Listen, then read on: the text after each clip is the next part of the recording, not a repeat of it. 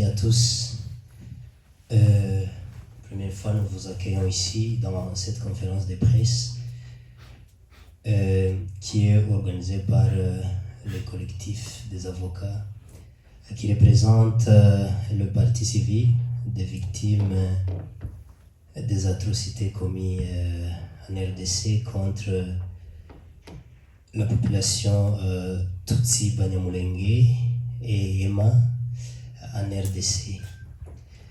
La problématique est que malgré les accords de Doha, les accords de Washington, les membres de dites communautés subissent toujours des bombardements, des massacres et autres formes des atrocités multiformes.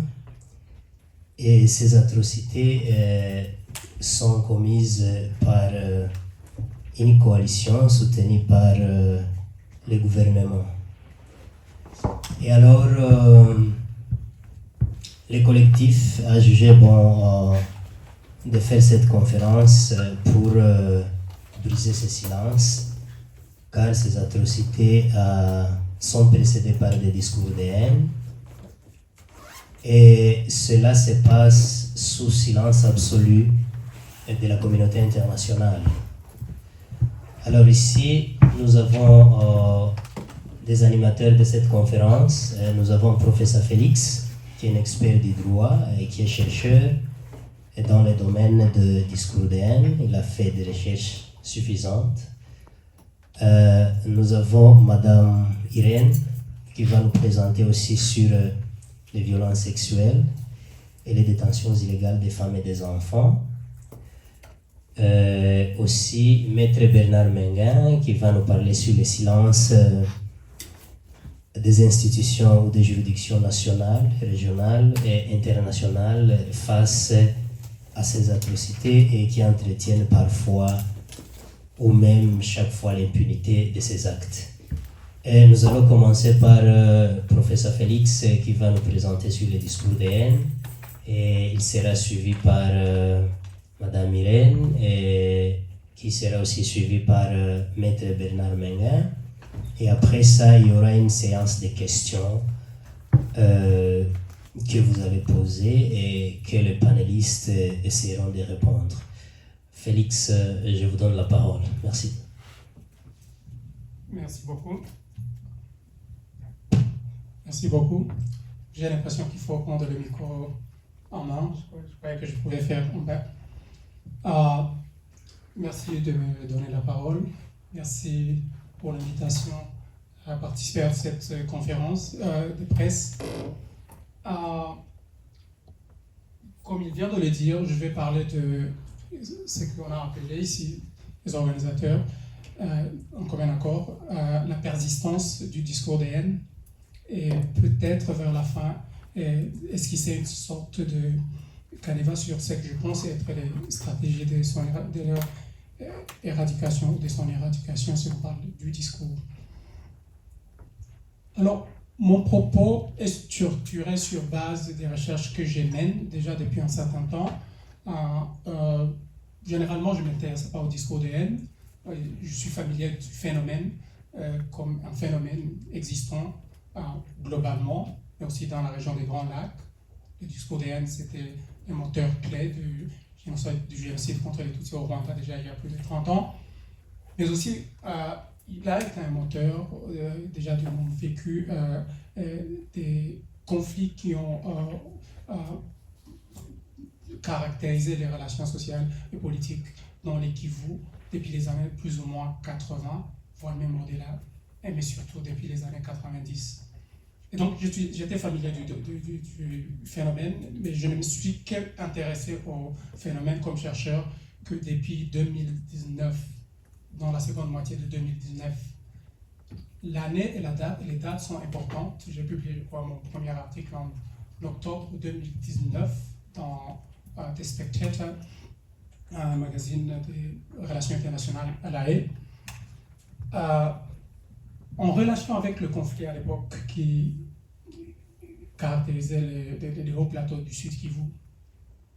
Et comme je menais mes recherches, j'ai continué la thématique et j'ai vu qu'il y avait une filigrane du discours qui émergeait avec un peu plus ou moins de cohérence, en rapport aussi avec les événements au Nord Kivu, sur la thématique d'appartenance nationale en RDC en général, et surtout en rapport avec les conflits qui se passent à l'est de la RDC. Donc, c'est un phénomène qui existe déjà depuis certaines années, comme je l'ai dit, dans la région, mais aussi en RDC en soi, depuis au moins, plus ou moins, on a des évidences depuis les années 80, 90, mais surtout ces dernières années. Et donc, je me suis intéressé surtout en rapport avec les conflits depuis les années 2019. Et à l'époque, c'était en rapport avec les conflits dans les hauts plateaux. Et dans cette recherche, je me focalisais surtout sur le contenu du discours. Aussi bien, mes sources de données, c'est des propos tenus par des acteurs. Et ces acteurs sont multiples, multiformes. C'est soit des politiques, à tous les niveaux, local ou national, voire même les jeunes transfrontaliers. Il y a des acteurs qui agissent au-delà des frontières. Soit c'est des gens de la société civile, voire même des individus lambda, si vous voulez, des citoyens ordinaires. Aussi bien dans des pays de la région que dans les diasporas. Donc je me focalisais sur le contenu des discours, mais aussi les acteurs. Et en plus, en analysant le discours, vous pouvez aussi étayer l'idéologie qui sous-tend les discours qui émergent et surtout les interconnexions entre les idéologies portées par différents acteurs. Notamment surtout ce que je vais appeler dans mes propos, ce que j'appelle dans beaucoup de mes écrits les théories des complots qui informent les discours de haine, mais aussi voire même les formes les plus radicales qui sont des incitations à l'action, des incitations y compris au génocide ou au massacre.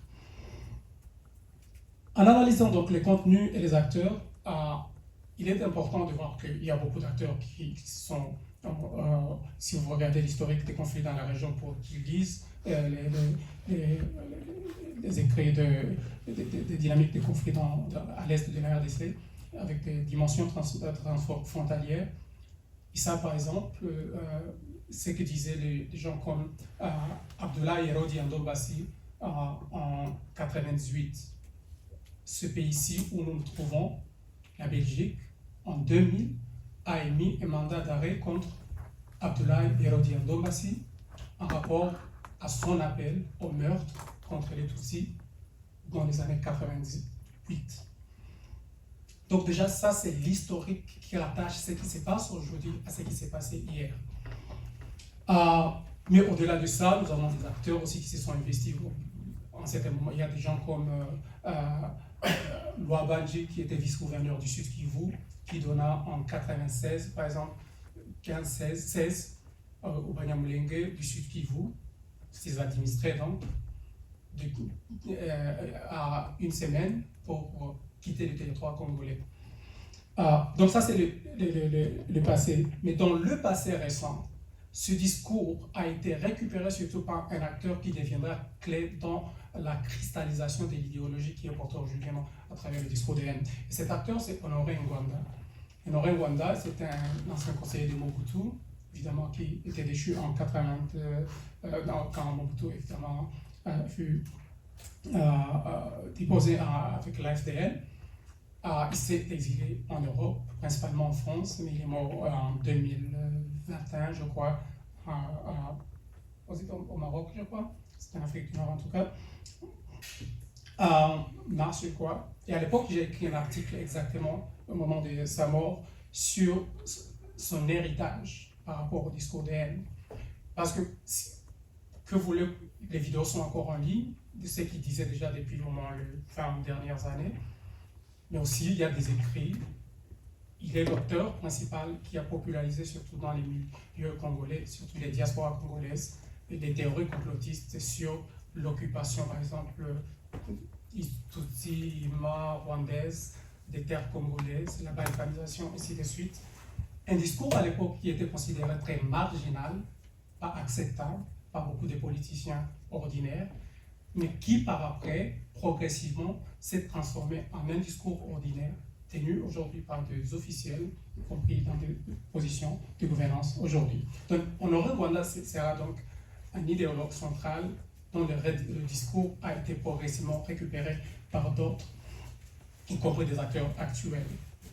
Donc, je parle déjà des thématiques qui émanent de son idéologie. Si vous lisez ses livres, Ainsi sonne l'éclat ou Crimes organisés, ainsi de suite, il y a toutes ces théories de complot qu'il a contribué à normaliser en RDC.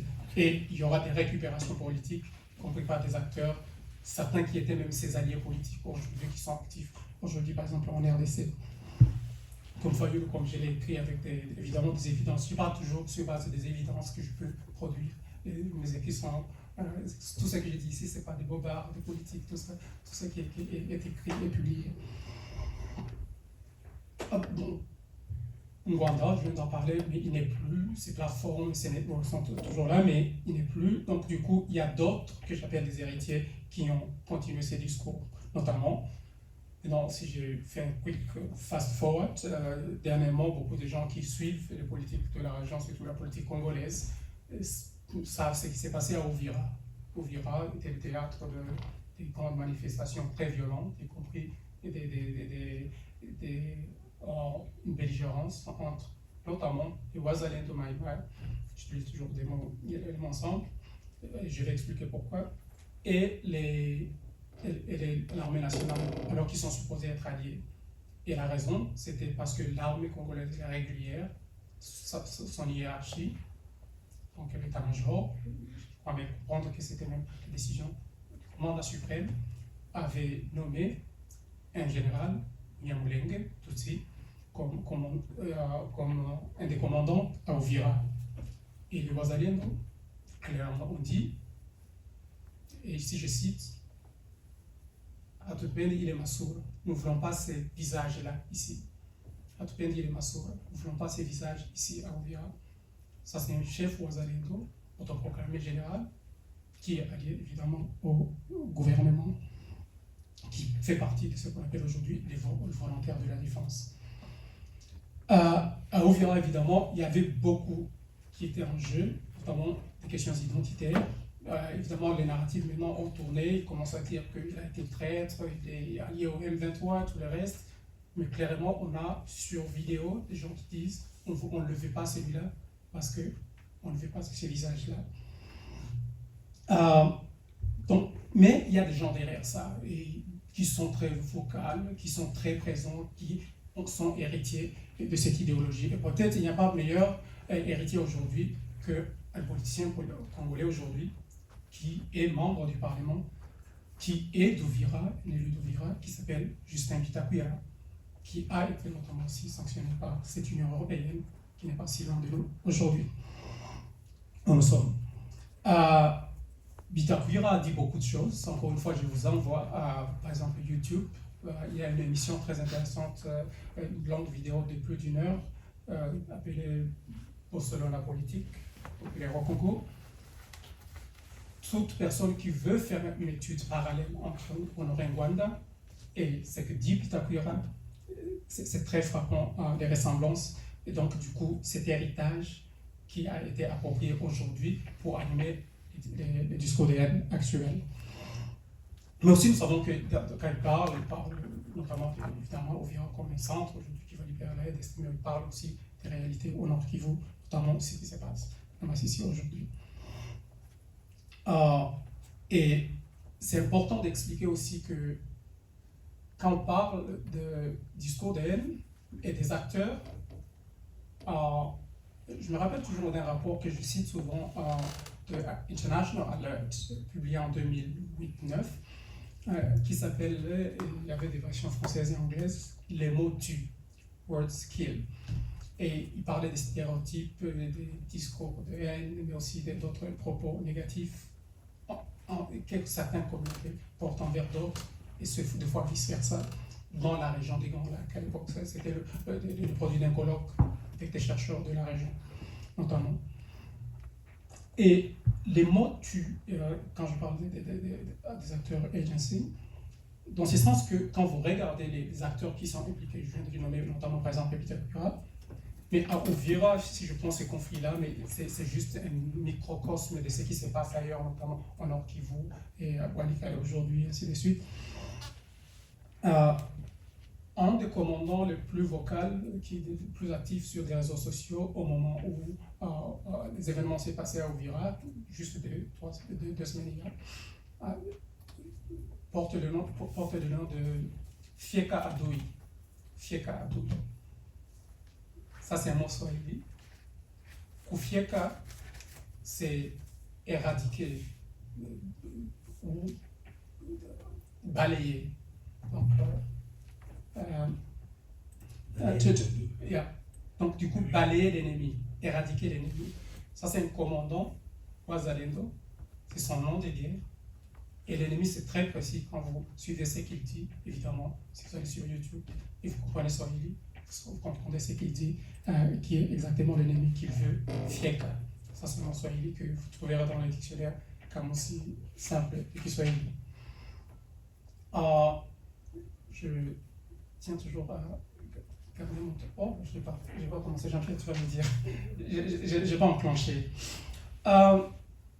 Donc, du coup, les narratifs évoluent. Il y a des évidences qui se trouvent, il y a des écrits, il y a des propos qui sont dits, mais aussi il y a des thèmes qui émergent, notamment sur, comme je l'ai dit avant, la définition de l'ennemi, les visages. Il y a évidemment des justifications qui sont créées, et surtout cela en rapport avec l'appartenance nationale. Les conflits en RDC, je viens toujours le dire, sont multiformes. En 2016, j'ai publié un article qui s'appelle Collective Victimization and Subjectivity. Donc je sais que le conflit à travers des années en RDC a généré beaucoup de victimes dans toutes les communautés. Mais il y a certaines communautés qui sont très peu nombreuses en RDC dont l'appartenance nationale est mise en question. Et c'est là la clé de la dynamique du discours de haine aujourd'hui. Je suis prêt à dire sans peur d'être contredit que toutes les communautés en RDC, dans une situation de conflit, cela existe dans tous les conflits possibles, ont été victimisées d'une manière ou d'une autre. Mais ce qui fait la particularité des communautés, par exemple, Tutsi et Banyamulenge, spécifiquement au sud Kivu, Tutsi au nord Kivu, et dans une certaine mesure, Hema, en Ituri, quand vous regardez les motifs des Kodeko et autres, c'est cette forme de mise en question de l'appartenance nationale, souvent habillée sous forme d'une lecture de l'histoire qui est très coloniale et à décoloniser. Il y a encore des gens, compris, je viens de nommer Bitakura, qui parlent en termes d'appartenance au nilotique et au bantou. Certains sont bantou et d'autres sont nilotiques. Et les nilotiques, évidemment, n'ont jamais des terres. Ça, vous trouvez dans les thématiques du discours aujourd'hui en RDC. Les nilotiques sont nomades, ils n'ont jamais des terres, et surtout dans les cas particuliers des Tutsis et des Banyamulenge, ce sont des Rwandais, ils ne peuvent jamais être congolais, même si les frontières, pour la majorité, les ont trouvées sur les sols congolais. Et donc, du coup, il y a cette idée qu'il y a des gens qui n'appartiennent pas, qui sont tolérés, peut-être clairement, on les a accueillis, on les a hébergés, mais ils veulent prendre plus. Je les ai vus venir, ça je suis en train de citer. Bitakura n'a pas 60 ans. Moi, j'ai des documents qui viennent de Tervuren, qui font des cartes qui montrent la présence de ces gens en 2011 au Congo, ou des jugements. J'ai un jugement, par exemple, du pouvoir colonial belge entre deux individus, de 1925. Et Bitakura, qui n'a pas 60aine d'années, il les a vus venir, ces gens-là. Donc, on peut aussi manipuler la réalité. Et il y a, par exemple, je sais que ce qui est très populaire, il y a des vidéos du HCR qui auraient amené les Banyamulenge et les Tutsis du Nord Kivu dans les années 59-60. Il est dit clairement dans cette émission de Océlo Politique. Et du coup, ils sont d'hier, mais ils veulent être des nationaux. Ça, c'est très important, cette question d'appartenance nationale en rapport avec le discours des haines, parce que la clé de cette délégitimation de l'appartenance nationale en RDC et Banyamulenge et des Tutsis du Nord Kivu, c'est cette idée-là qui n'appartient pas à la nation. Et donc, du coup, si vous suivez toute la thématique de ce qu'on appelle aujourd'hui des Wazalendo, et quand je parlais d'acteurs, ça c'est très important. Aujourd'hui, on parle de Wazalendo, tout le monde parle de Wazalendo, qui sont des alliés de l'État formellement. Il y a une structure de l'État avec un commandant hiérarchique. J'ai vu un spokesperson de l'armée qui a dit que nous ne contrôlons pas les Wazalendo. La vidéo est encore en ligne. Ça, c'est un peu une absence de lecture de l'appareil de l'État à quoi ça ressemble. Il y a le chef de l'État a créé le Wazalendo à travers une loi. La loi existe. Il y a un commandement qui entre dans le ministère de la Défense. Donc le chef d'état-major de l'armée est aussi le chef du Wazalendo, structurellement. Ça, c'est dans la loi sur le website. Et il y a des vidéos qui vous montrent le ministre de la Défense visitant le commandement de Wazalendo, y compris national, ainsi de suite. Donc ça c'est une mauvaise lecture de la réalité. Mais parmi ces Wazalendo, qui sont-ils? La majorité des commandants aujourd'hui, qui étaient actifs à Uvira hier, c'est des gens qu'on appelait, il n'y a pas très longtemps, que des Maïmaï. Ils s'appellent Yakutumba, ils s'appellent Makanaki, avec des très mauvais discours de haine, y compris des appels au génocide. Il s'appelle Ngomazito, ainsi des vidéos de Chambouke. Il s'appelle Chimere, au Nord Kivu, Guido, ainsi de suite. Il y a plein de rapports, jusqu'en 2023, l'émergence du mot Wazalendo est venue en 2023, mais avant cette date, tous ces gens étaient très actifs, et à l'époque ils ne s'appelaient que Maï Maï. Il y a plein de rapports des Nations Unies, mais aussi des rapports par exemple de Rift Valley Institute. Donc, parlons maintenant, j'ai dit que je vais parler en deux lieux, parlons de qu'est-ce qu'on peut faire avec tout ça. Donc, ce que j'ai écrit, c'est en ligne. Si vous cherchez dans recherche simple Google, mon nom, vous allez trouver ce que j'ai écrit en français et en anglais. Mais qu'est-ce qu'il faut faire pour ça? Évidemment, je ne suis pas naïf. Il y a un terrain complexe dans la région, si bien les relations interétatiques, que en RDC en soi, où vous avez évidemment la situation actuelle à l'Est, avec des fois des gouvernances parallèles. Mais ce qui me manque surtout, c'est l'absence d'action au niveau aussi bien des acteurs étatiques, gouvernement, ainsi de suite, au niveau local que national et régional même, mais aussi et surtout au niveau des intervenants, des acteurs externes, de coopération. Ici, on est en Belgique, la Belgique est très présente en RDC, pour travailler sur ces discours de haine, et notamment investir dans deux lieux, dans les mécanismes de stopper ces discours de haine.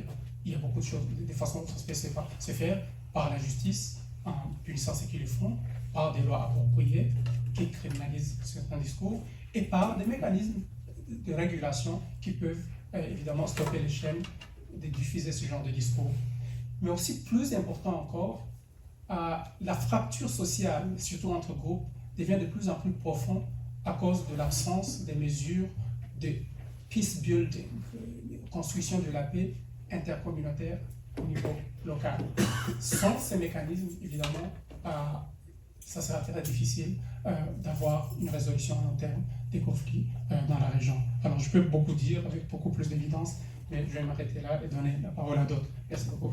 Merci Félix pour votre présentation qui est vraiment brève et claire.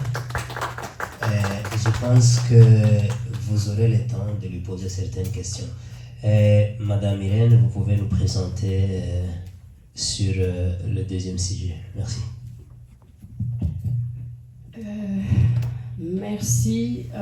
Comme vous venez d'entendre ce que professeur Félix vient de dire, tout ce qui vient de nous expliquer ne peut avoir que des conséquences catastrophiques sur le terrain et surtout sur les personnes les plus vulnérables.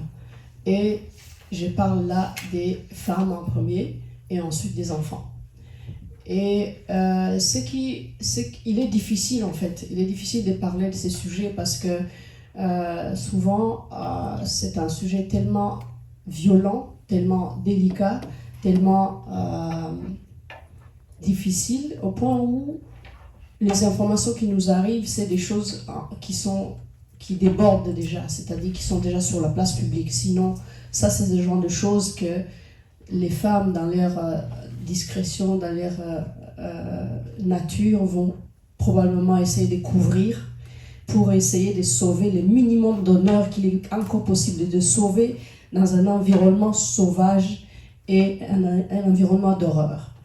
Donc, ce que je suis en train de dire ici, c'est que je vais essayer de donner quelques exemples par rapport à ce qui se passe dans les espaces que nous pouvons pouvoir rapporter des événements.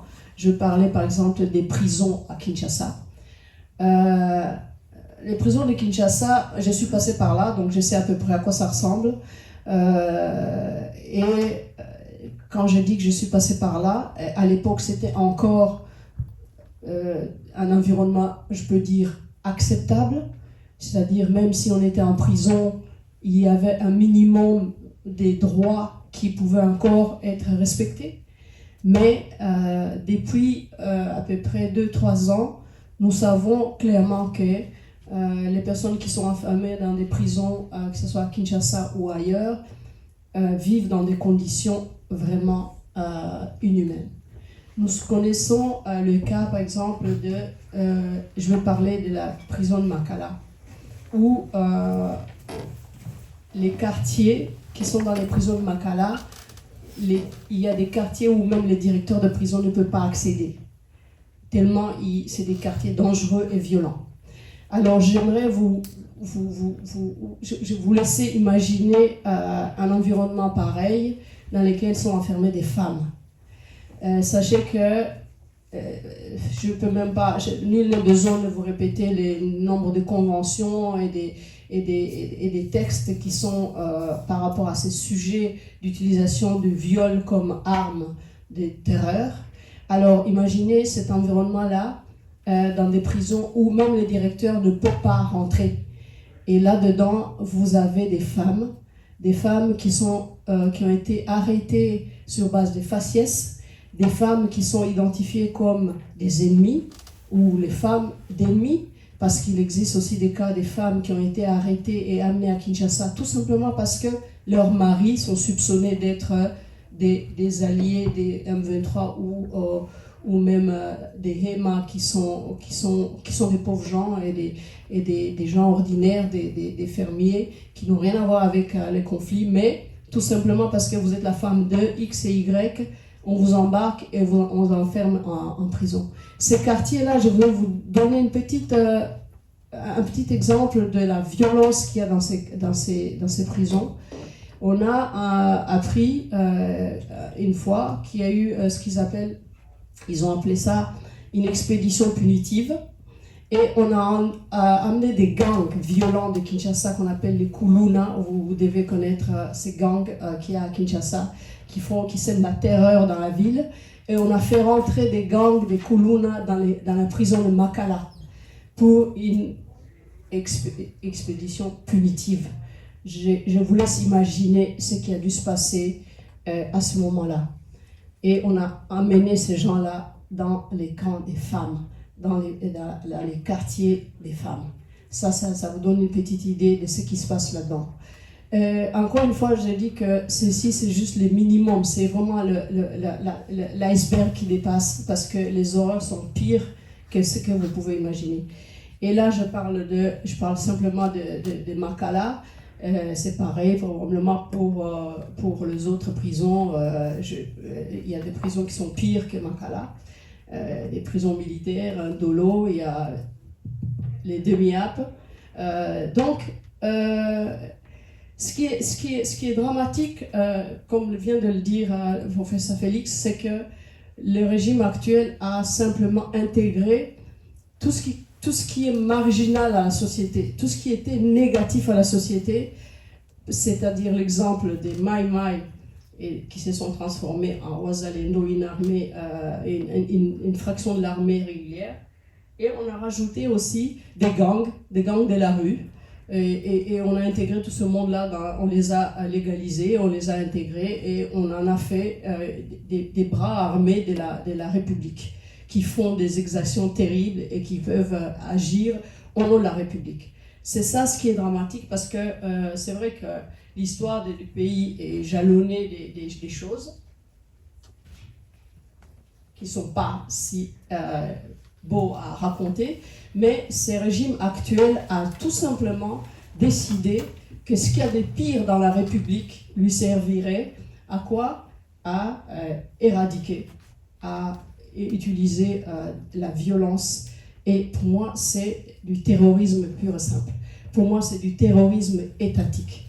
Parce que quand je vous parle des gangs de la rue qu'on fait rentrer dans des quartiers des femmes, dans des prisons, pour une expédition punitive, excusez-moi, je ne sais pas comment je peux qualifier ça autrement. Pour ce qui concerne des cas des FARDC sur le terrain, encore une fois, s'il s'agissait d'un conflit armé avec des belligérants qui sont armés, les réponses seraient des soldats réguliers avec des armes qui se battent sur des terrains de guerre. Mais ici, encore une fois, on voit que l'armée régulière a été mélangée avec des gens qu'on considérait comme des milices longtemps, pendant des années, qui ont été répertoriés comme des milices et qui sont armés dès le départ. Mais ici, on a rajouté encore pire.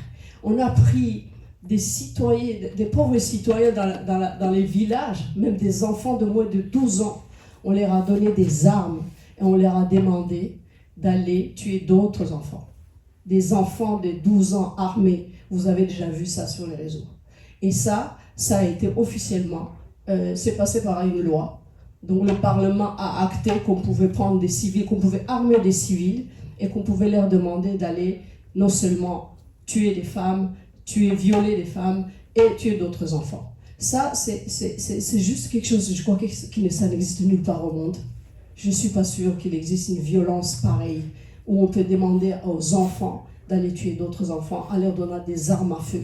Je ne crois pas que ça existe quelque part ailleurs dans le monde. Et c'est ce que je suis en train de dire. C'est-à-dire qu'aujourd'hui, ce qui se passe sur le terrain, c'est ça. Ce n'est pas une armée qui se bat.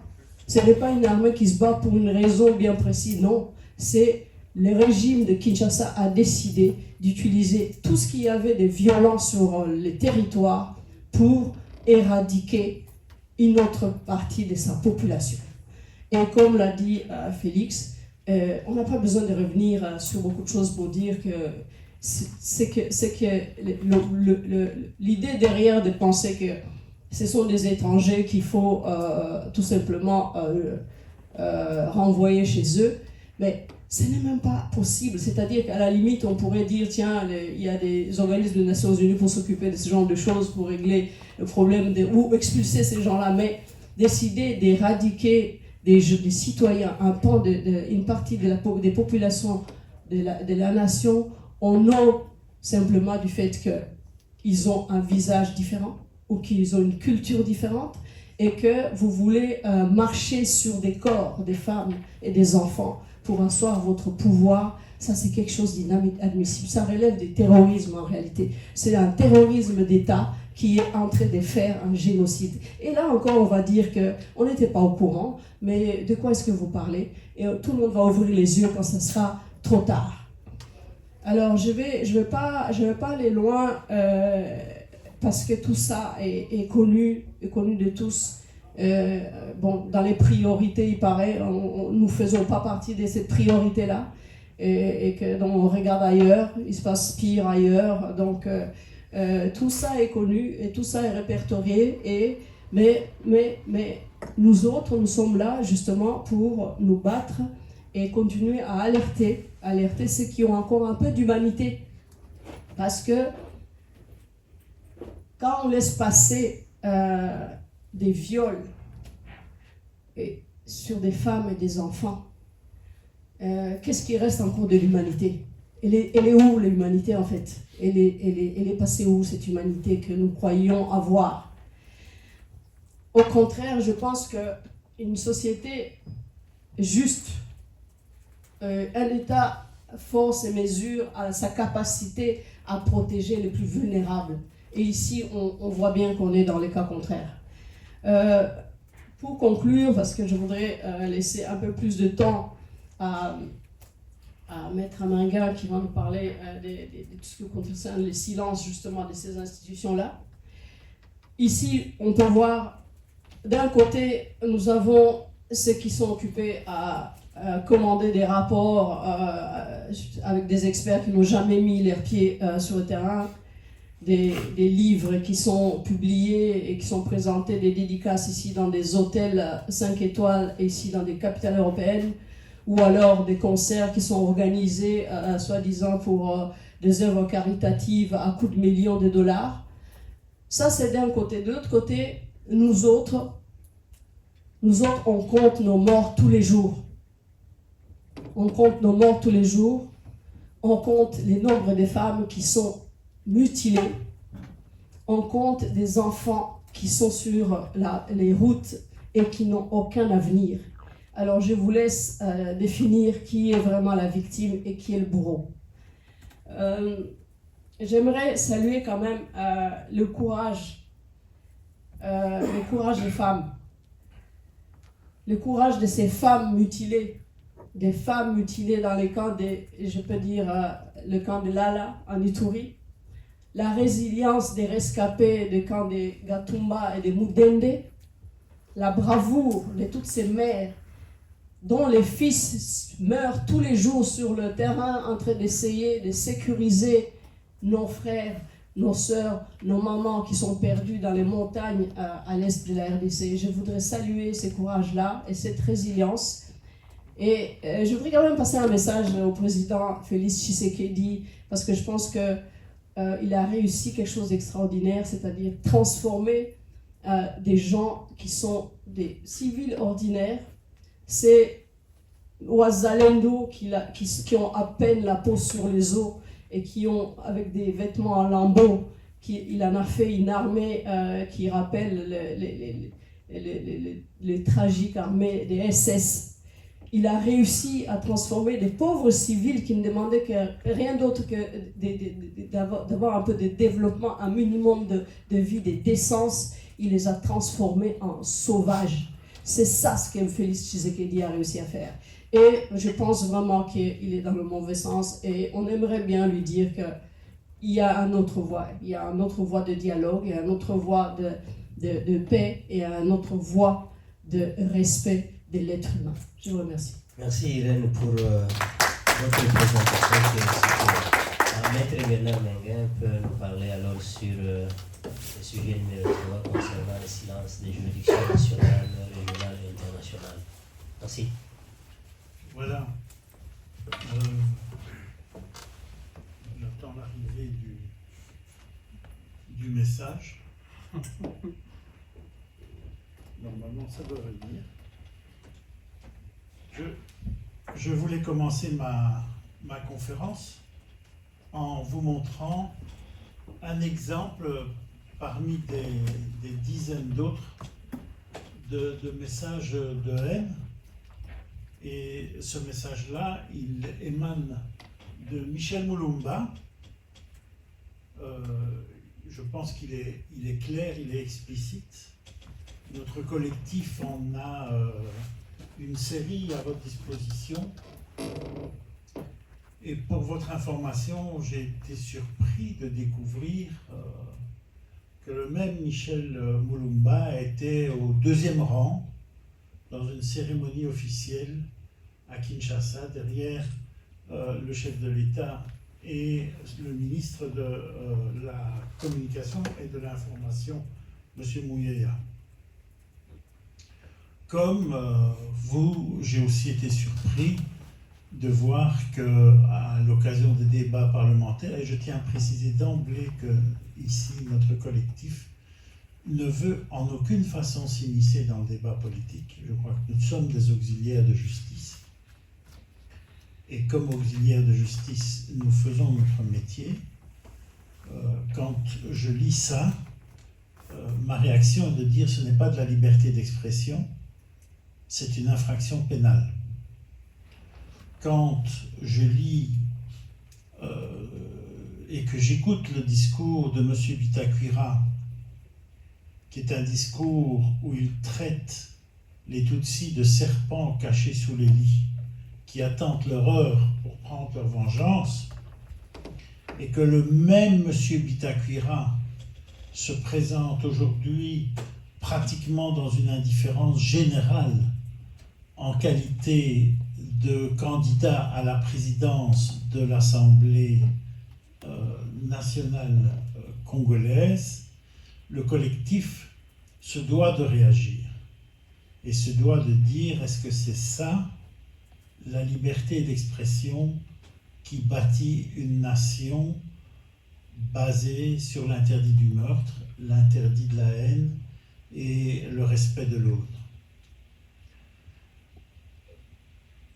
Je voudrais aussi vous dire que lorsque sont intervenus les accords tant de Washington que de Doha, il y a eu une réelle espérance à l'intérieur de notre collectif, parce que nous sommes dit à ce moment-là, il va y avoir un apaisement des tensions, on va avoir un contrôle d'abord des discours de haine. C'est par les discours de haine, c'est par la lutte contre les discours de haine que les modifications apparaissent. Nous allons voir aussi tout doucement se déployer une autre approche des détentions de faciès qui se déroulent à Kinshasa et ailleurs au Congo. Et donc il va y avoir un espace dans lequel notre collectif pourra s'introduire et pourra à un moment donné exprimer ce qui est sa mission première. Parce que contrairement à ce que les gens pensent, la mission première des avocats n'est pas de mener des procès, elle est d'abord de travailler à la construction de médiation, à la construction de dialogue qui amène des solutions. Or, nous avons un réseau d'avocats qui est présent sur toute la RDC et qui est en mesure de travailler à cette solution. Et en fait, ce qui s'est produit, il faut le dire comme c'est qu'effectivement, il y a une certaine accalmie dans des zones du Nord Kivu. C'est réellement le cas pour un certain nombre de Tutsis du Nord Kivu. Mais nous avons assisté à deux choses.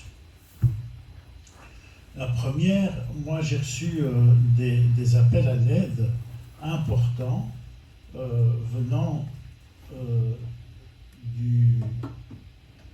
de la communauté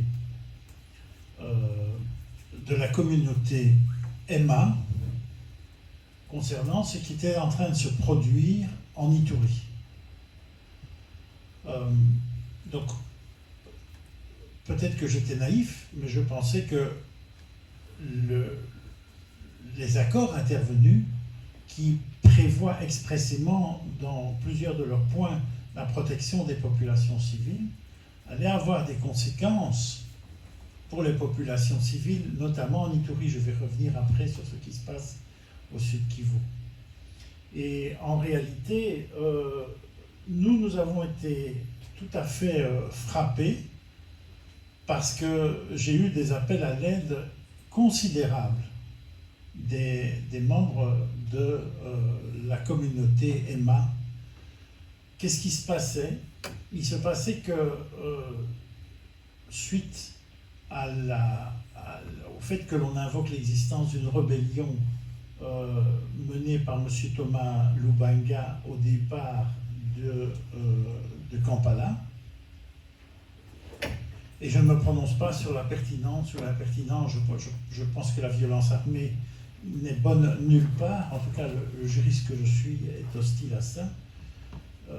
Toujours est-il que suite à ce mouvement, il y a eu un rapprochement structurel entre les Codeco et les forces armées de la République démocratique du Congo. Ces forces armées ont fraternisé avec les Codeco et ont distribué des armes au Codeco. Et ça a amené, à un moment donné, et c'est comme ça que j'ai été amené à écrire cette lettre à la fin du mois d'août au secrétaire général des Nations Unies, vous en voyez sur l'écran les références. Cela a amené un certain nombre de choses. Et vous allez voir, si vous lisez les courriers que je reproduis, en fait, les messages envoyés par les membres de la communauté au gouverneur militaire, ainsi qu'aux responsables de la MONUSCO. Si je prends celui du 27 juin 2025, vous voyez que qu'est-ce qu'on y dit, les déplacés du site Jiangji, près de la paroisse de Drodro, sont sous massacre de la milice Codeco depuis ce matin. Difficile de vous faire le bilan à l'heure actuelle. Qu'il vous plaise d'intervenir pour sauver les vies humaines en risque, s'il vous plaît. Merci, il est 7 heures, le 27 juin 2025.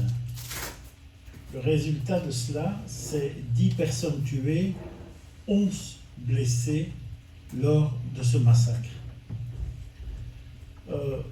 Je peux continuer en vous citant tous les événements qui sont passés, puisque nous les avons reproduits dans notre lettre au secrétaire général des Nations Unies, le 30 juin, le 15 juillet.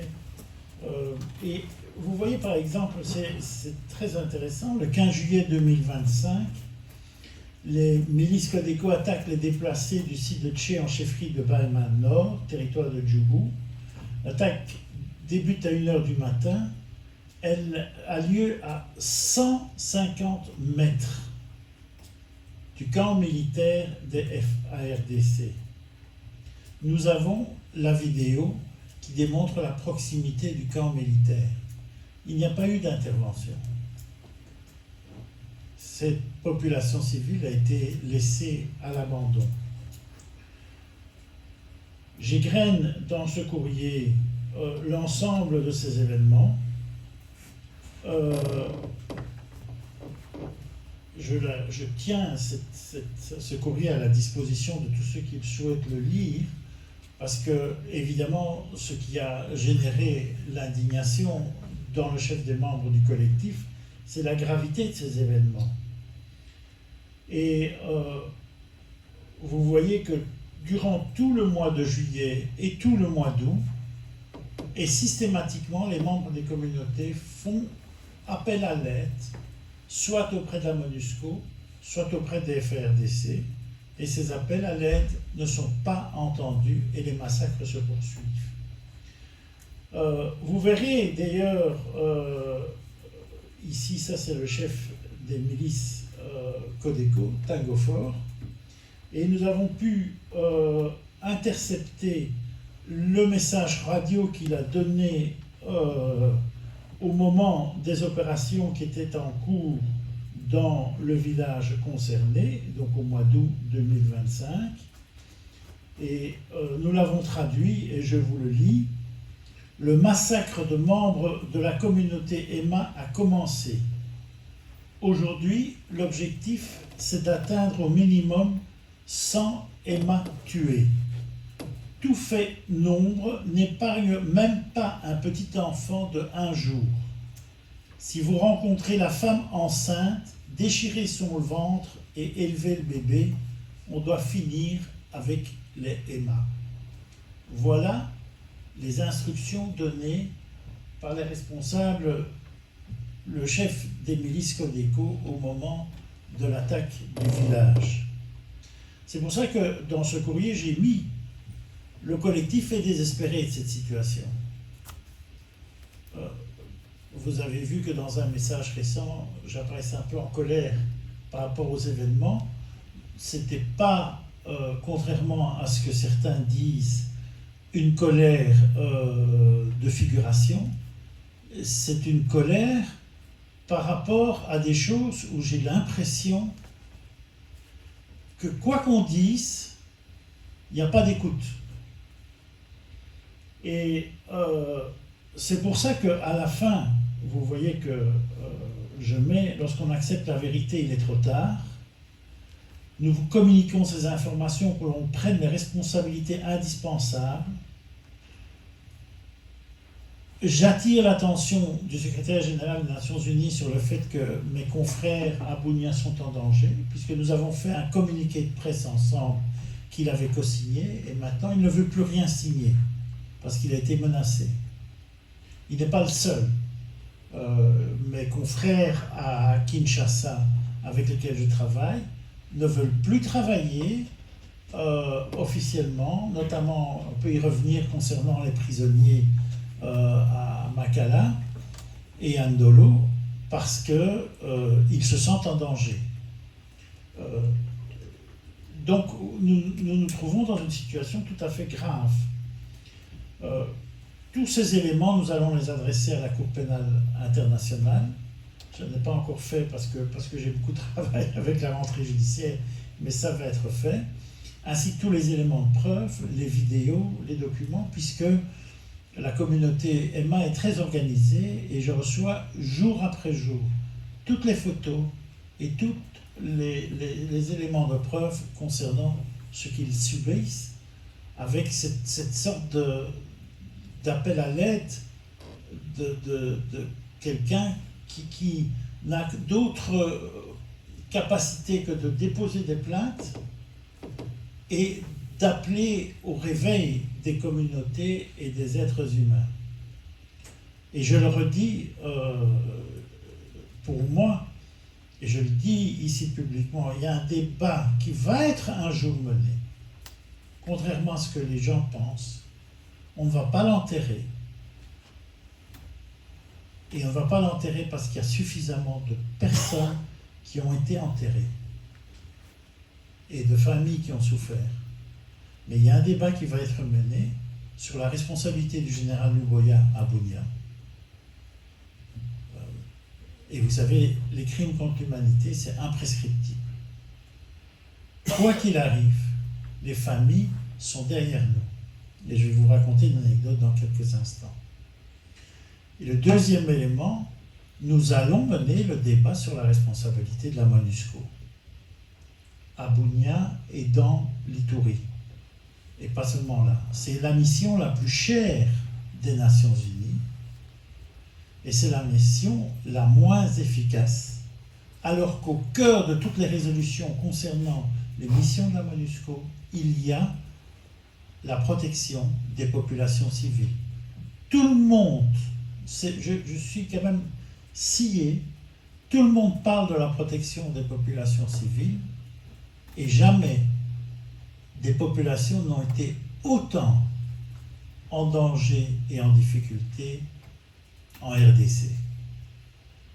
Donc, nous allons avancer, quoi qu'il arrive. Et quand je me suis fâché sur Madame Bintou Keïta, je ne connais pas cette dame et je n'ai pas d'animosité particulière ni partisane, mais elle a une responsabilité objective. Et je voudrais vous raconter une anecdote récente qui est intervenue. Il y a quelques jours, je suis rappelé par la communauté. Pourquoi? Parce que l'auditorat militaire de Bunia, accompagné des militaires FARDC et d'une délégation de la MONUSCO, voulait venir dans les fosses communes des villages pour faire l'autopsie des victimes. Et il faisait cette démarche avec l'assistance d'une équipe d'avocats que nous ne connaissions pas, d'Avocats sans frontières. Et nous avons été alertés par les villageois. Parce que les villageois nous ont dit, mais les seuls en qui nous avons confiance pour éviter des manipulations concernant ces corps, c'est votre équipe d'avocats. Savez-vous ce qui s'est passé? Eh bien, figurez-vous que nous avons, dans l'urgence, c'était une question d'heure, adressé un courrier à l'auditeur militaire à Bunia, sous notre plume, pour dire que nous ne voulions pas cette démarche sans la présence des avocats dans lesquels la population a eu confiance. Les gens de la MONUSCO et les gens de l'auditorat militaire ont dans un premier temps voulu forcer la réalité. La population civile les familles des victimes leur ont barré l'accès pour dire non, nous voulons la vérité judiciaire, nous ne voulons pas une vérité recréée par des gens qui appartiennent à un petit groupe. Et dans cette histoire, après, vous entendez certaines déclarations d'auditeurs militaires disant « il y a des interférences ». Ce n'est pas des interférences. C'est une demande légitime, simple et saine d'une population.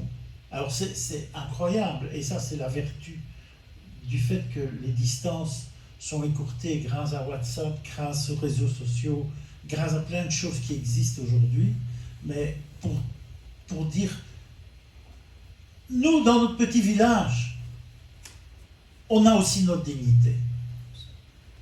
Et on a le droit au respect de nos morts. Vous n'allez pas recréer l'histoire pour vous couvrir et couvrir vos responsabilités. Vous imaginez la portée incroyable de ce geste de résistance d'une population sans argent, entièrement démunie et qui a été détruite par les Codeco. Ceci pour vous dire des nouvelles de nos frères et amis Emma. Je ne veux pas non plus taire ici ce qui se passe du côté d'Ouvira. Je veux d'autant moins le taire que depuis un certain temps, des personnes à Kinshasa pensent que l'on peut travailler la vérité. Et pour travailler la vérité, au cœur d'Ouvira, on va chercher l'un ou l'autre homme, Banyamulenge, qui a une existence comme Banyamulenge historique, qui est un homme bon et brave, je le dis, parce que toutes les informations que j'ai sont des informations positives, mais qui à un moment donné est amené à devoir dire face aux médias, tout va bien. Et il y a de la propagande autour de ce tout va bien.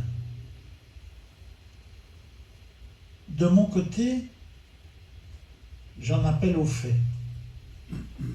Le tout va bien, c'est quoi?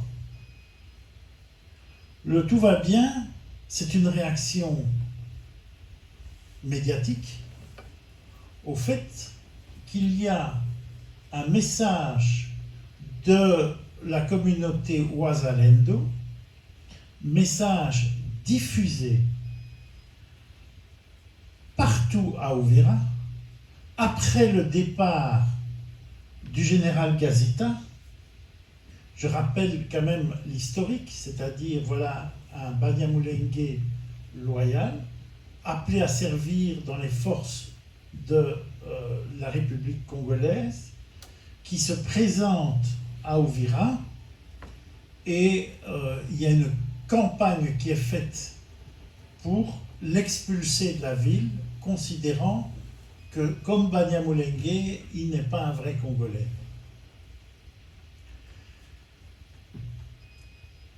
Cette campagne s'accompagne d'ailleurs d'une certaine violence, puisque l'on a été dans la maison d'un de ses assistants, colonel, pour essayer de le retrouver et de le tuer, qu'on n'a pas trouvé, et que l'on a amené des dégâts matériels considérables dans la maison du colonel Banyamulenge. Ce général Gazita s'en va. Et les messages qui sont diffusés au niveau de Ouazalendo, c'est nous n'avons pas fini. Monsieur Gazita n'est pas le seul. Il y a tous les autres qui doivent partir et qui doivent quitter la terre qui ne leur appartient pas. Et dans cet ensemble de messages, je découvre que les policiers présents à Ouvira et d'origine Banyamulenge se sont fait arrêter et sont détenus actuellement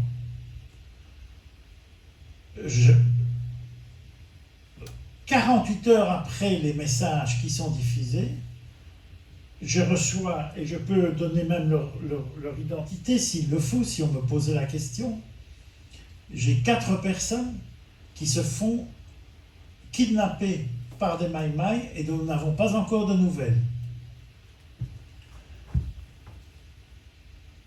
Et je maintiens, malgré cette propagande médiatique, qu'il n'y a pas de climat d'apaisement à Uvira, qu'il n'y a pas de situation où les forces FRDC contrôlent. Nous avons même des photos de combats entre FRDC et Maï-Maï, entre FRDC et Ouazalendo. Nous avons des vidéos et des photos de personnes qui sont tuées. Je peux prendre du temps pour vous les montrer, mais bon, il ne faut pas non plus faire dans le catastrophisme et diffuser des choses qui heurtent la délicatesse. Et donc nous avons tout ça. Et donc, quelque part, lorsqu'on tire une sonnette d'alarme pour dire le résultat de ce qui est en cours à Uvira, c'est qu'il y a un risque majeur pour la communauté Banyamulenge, qui s'est d'ailleurs exprimé à la suite des accords de Doha et de Washington, puisque c'est un des rares, le territoire de Minembwe est un des rares territoires qui a été bombardé après la signature des accords. Et que l'on voit des drones et des forces armées qui se sont réunies, notamment avec l'assistance du Burundi. Donc, vous comprendrez que dans cette situation, nous ne sommes pas là pour clamer l'apaisement. Nous avons le sentiment, comme collectif, que la situation ne s'améliore pas. Et j'aurais aimé que le gouvernement congolais qui a organisé des side events à New York et à Genève donne la parole à notre collectif. Moi, je suis prêt à aller parler, que ce soit côté congolais, côté rwandais, côté n'importe où. Je suis prêt à parler parce que mon problème, c'est pas la politique. Mon problème, c'est que chaque être humain qui est dans une communauté puisse vivre calmement. Je vais d'ailleurs terminer en vous annonçant une nouvelle importante. Nous allons continuer nos dépôts de plainte, nous allons continuer notre travail d'enquête et d'ordre judiciaire parce que nous pensons que c'est un marathon judiciaire. Vous savez, il y a encore aujourd'hui à Paris des procès qui sont menés contre des auteurs de génocide au Rwanda. Ils bénéficient de la présomption d'innocence jusqu'à ce qu'une décision coulée en force de chose jugée soit prononcée. Mais les procédures sont en cours. Donc nous savons que ce travail d'enquête que nous faisons avec les collectes de preuves va pouvoir être mis à la disposition des autorités qui voudront un jour faire les poursuites, comme la poursuite contre M. Mulumba, qui n'a pas sa place en deuxième rang dans une cérémonie officielle à Kinshasa. Et le message que je voudrais vous faire, c'est vous dire aussi que désormais le collectif a décidé de travailler pour retrouver le dialogue. Et je vais vous raconter une anecdote pour vous dire qu'il y a des signes d'espérance. Parce que d'un côté, il y a des moments de désespérance, et puis parfois, il y a des moments d'espérance, et il faut savoir les regarder en se disant, ça c'est peut-être la route à suivre. Il y a quelques semaines, j'étais à Gisenyi, chez celui qui fut mon mentor, qui était Hutu, qui est un ami à moi, et qui a une maison au bord du lac, à Gisenyi. Et cette maison est transformée en restaurant. Et je discutais de la situation localement. Et puis, vous savez comment ça se passe, c'est un peu la palabre. Et dans cette palabre, je me retrouve avec des jeunes qui viennent autour pour discuter de la situation, de ce qui se passe à Goma, à Bukavu, à Kinshasa, etc. Puis dans la discussion, je découvre, au bout de 3/4 d'heure, 1 heure de discussion autour d'une bière, que j'ai 2 groupes de jeunes près de moi. Sur ma gauche, c'est la sécurité du restaurant. Elle est assurée par des anciens FDLR. Et sur ma droite, c'est le service restauration, c'est des jeunes réfugiés Tutsis. Si je vous dis ça, c'est parce que, à la fois, je crois que la justice doit faire sa route, mais que ce qui se passe au fond de mon cœur d'homme, depuis 30 ans que je suis dans la région des Grands Lacs, c'est que je sais que c'est cette voie-là à laquelle nous devons travailler. Et notre collectif n'abandonne rien de cet enjeu. La grande guerre qui est en cours aujourd'hui, c'est d'abord une guerre idéologique. Il faut transformer les âmes et les esprits. Un jeune est un jeune, mais il faut sortir du conditionnement et construire un autre rapport dans la relation sociale. Et donc, c'est quelque chose auquel notre collectif va s'atteler, mais nous n'allons pas le faire dans le voyeurisme, parce que vous savez que j'ai une angoisse forte vis-à-vis des spécialistes mondiaux de la médiation et des peacekeeping et tout ça. C'est un monde auquel je ne prends pas du tout. Ce en quoi je crois, c'est ce qui s'est passé à Gisenyi, autour de cette table, c'est-à-dire quelques jeunes qui se sont rendus compte que ça ne servait strictement à rien de se battre, qui ont écrit à leurs parents réfugiés au Nord Kivu en disant « Vous savez, c'est mieux que vous ne croyez ici. On ne nous veut pas de mal, revenez. » Et quelques enfants Tutsis qui ont été capables de se tendre la main à leurs amis pour dire « Ben oui, au fond, on doit faire en sorte que ce restaurant tourne bien. » Merci à tous. Ok. Merci aux 3 animateurs de la conférence. Ce que je viens de retenir, les collectifs ne sont pas ici pour faire la politique, mais nous sommes ici pour essayer de promouvoir l'état de droit en RDC à travers la justice. Et la justice, il faut des faits. Il faut qu'on parle sur des faits qui sont concrets sur le terrain. Et il est aussi impossible pour bâtir une nation sur un narratif de haine. C'est impossible. C'est ce que les juristes... c'est pourquoi nous devons y travailler là-dessus.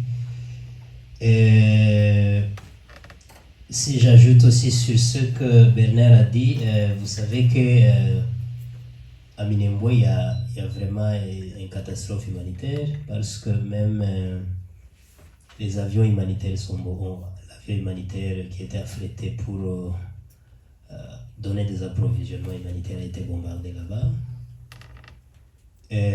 Aussi, la population vit dans un enclavement. Ils sont enclavés totalement pour couper tout approvisionnement extérieur pour cette population.